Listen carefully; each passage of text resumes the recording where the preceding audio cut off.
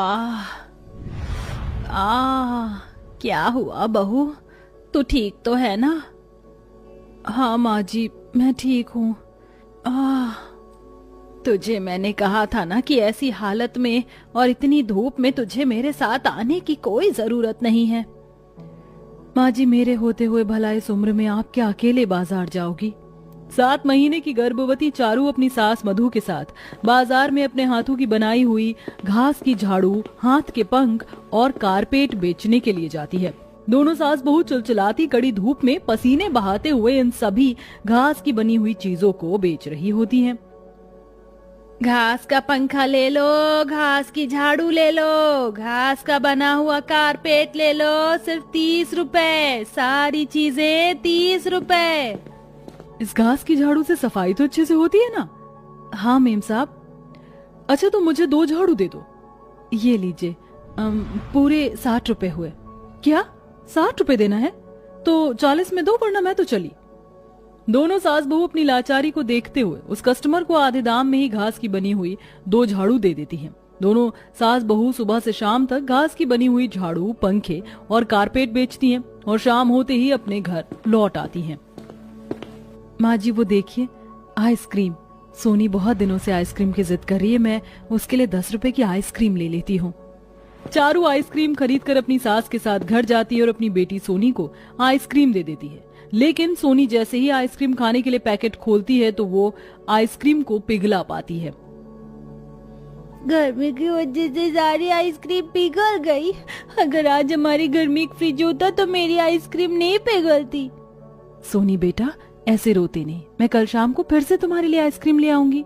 कल शाम को ले आना, पर तब तक मैं क्या करूंगी?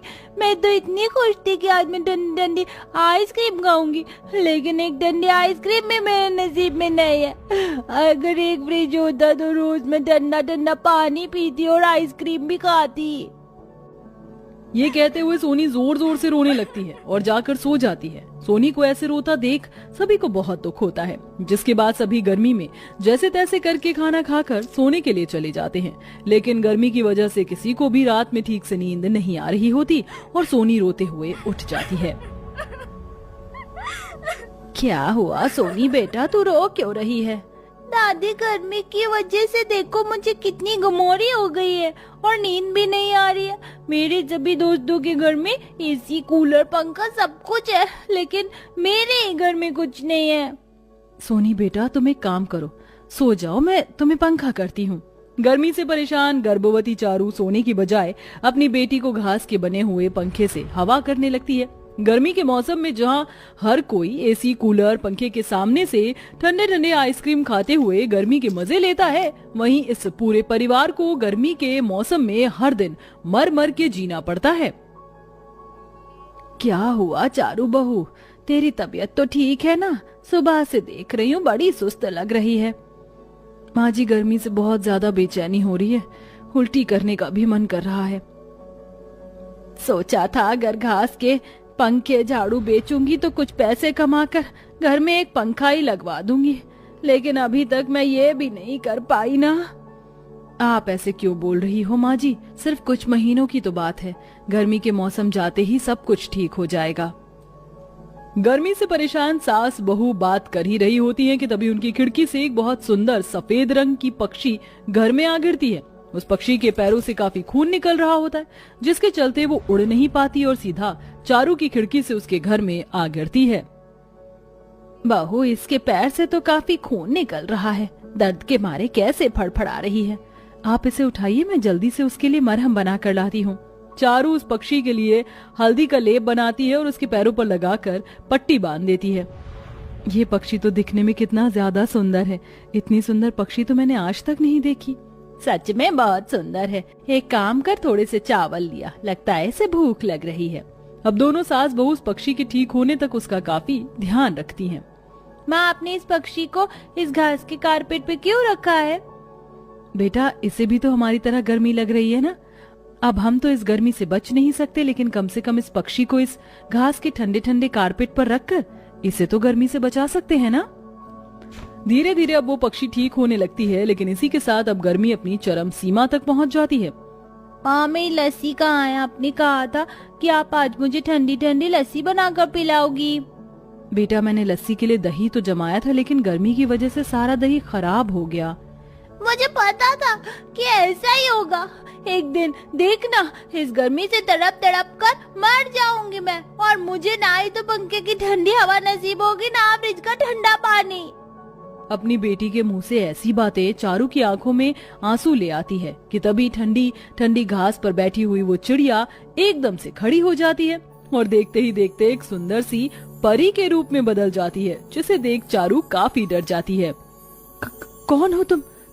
तुम तो कोई साधारण पक्षी नहीं हो। मुझसे डरो मत। हाँ, मैं साधारण पक्षी नहीं हूँ, मैं एक परी हूँ जो पक्षी के रूप में हमेशा जंगलों में घूमती है। उस दिन मैं घायल अवस्था में तुम्हारे घर आ गई थी। तुमने और तुम्हारी सास ने मेरी बड़ी सेवा की। मैं घायल थी, इसलिए मैं अपने असली रूप में आ ना सकी, लेकिन आज मैं ठीक हूँ और तुम्हारी मदद करना चाहती हूँ। वो परी उनके घर के हालातों को देखते अपनी जादुई शक्तियों से उन्हें घास का बना हुआ फ्रिज और घास का टेबल फैन देती है। ये भले ही घास का बना हुआ फ्रिज और टेबल फैन है, लेकिन तुम्हें इसे चलाने के लिए बिजली की जरूरत नहीं होगी। तुम जब जब इस पर पानी की छींटे डालोगी तो ये बिल्कुल असली टेबल फैन और फ्रिज की तरह ही काम करेगा। इतना कहकर वो परी पक्षी का रूप लेकर चली जाती है, जिसके बाद अब मधु और चारू जैसे ही उस टेबल फैन और उस फ्रिज पर पानी की छींटे डालते हैं तो वो बिल्कुल असली टेबल फैन और फ्रिज की तरह काम करने लगता है। माँ, इस टेबल फैन के अंदर से तो बहुत ठंडी ठंडी हवा आ रही है। हाँ बेटा, आखिरकार हम लोगों को इस भयंकर गर्मी से छुटकारा मिल ही गया। सारा परिवार उस टेबल फैन के सामने बैठ जाता है। टेबल फैन से आ रही ठंडी ठंडी हवा से मानो सबकी गर्मी उड़न छू हो गई थी। इस घास के फ्रिज में जमी हुई दही की लस्सी तो बहुत ज्यादा टेस्टी है। लस्सी पीकर तो मेरी गर्मी भाग गई, लेकिन ये क्या, ये लस्सी तो बच गई। इसे दोबारा फ्रिज में रख देती हूँ। अब तो हमारे घर में भी फ्रिज आ गया है।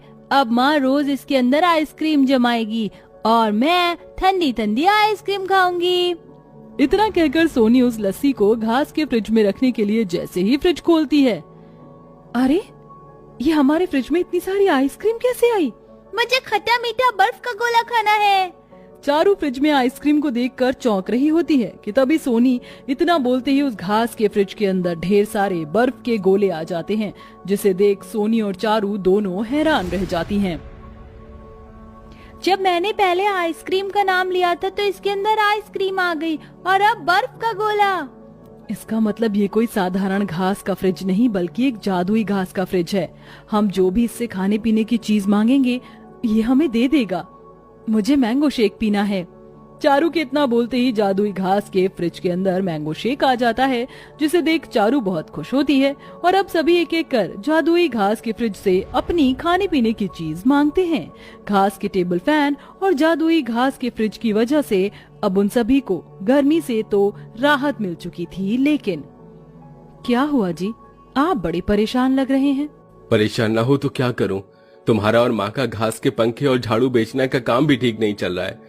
ऊपर से सेठ भी पैसे समय पर नहीं देता है, घर का किराया भी देना होता है। न जाने बिना पैसों के घर कैसे चलेगा।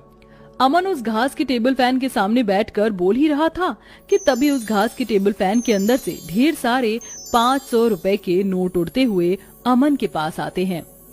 इस टेबल फैन के अंदर से ये नोट कैसे आए? क्योंकि मैं एक जादुई टेबल फैन हूँ, मैं हमेशा तुम्हारी मदद करूँगा। तुम्हें जब जब पैसे चाहिए होंगे तब तब तुम मुझसे पैसे मांग सकते हो। परी तुम्हारा बहुत शुक्रिया, तुमने हमें जादुई घास का फ्रिज और टेबल फैन देकर हमारी किस्मत बदल दी।